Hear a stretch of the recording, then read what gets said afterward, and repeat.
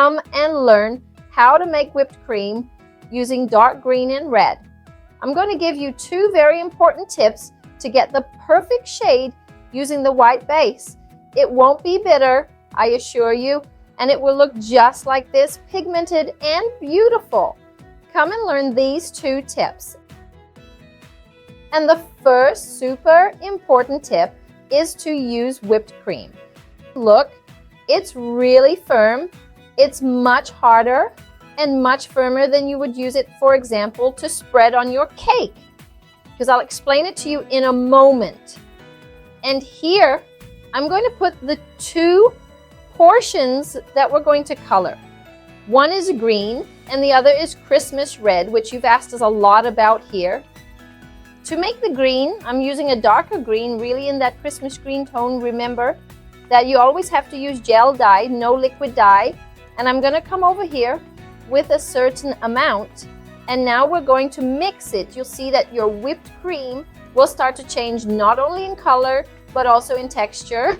Some colorants make your whipped cream softer, while others make it more porous. That's why you need to use stiffer whipped cream. Because if you use it here, you'll miss the point if you use a coloring that will make your whipped cream soft. And so, with it harder and firmer, you can adjust it later by moisturizing it the way I'm going to show you. Look how it turned out, guys. I'll even hold it in my hand to show you. Oh, and look what I told you. As I added coloring, look how my whipped cream became softer. But it's still at the perfect point for us to use the piping nozzle. If you already make your whipped cream softer, you'll lose the point here. See? Look at that. And see? It's still not as green as I want it to be. But another tip is to let it rest in the fridge for at least 20 minutes and you'll see how its tone changes. With the red, I'm using this dye here, which is Christmas red. It's a darker shade. And you'll see that I'm going to get to the tone we like without coloring it first or making any base on this whipped cream. It's also very porous, just like the first one. And now there's no way out. You have to add coloring. If you're going to make a cake in this color, you need to tell the person that, yes, this one will certainly color your guest's tongue because it needs a larger amount of dye. But there's no secret. You do it like this and you add the coloring. Just be careful not to make your icing bitter. And I'll show you how it turns out. Look how it turned out. I added coloring twice, a significant amount. It's not bitter and it still has a slightly pinkish tone, you see? And just like the other one, it's a little softer, but still perfect. As I said, that's why it's important to make it firmer, and I'm going to do it the same way.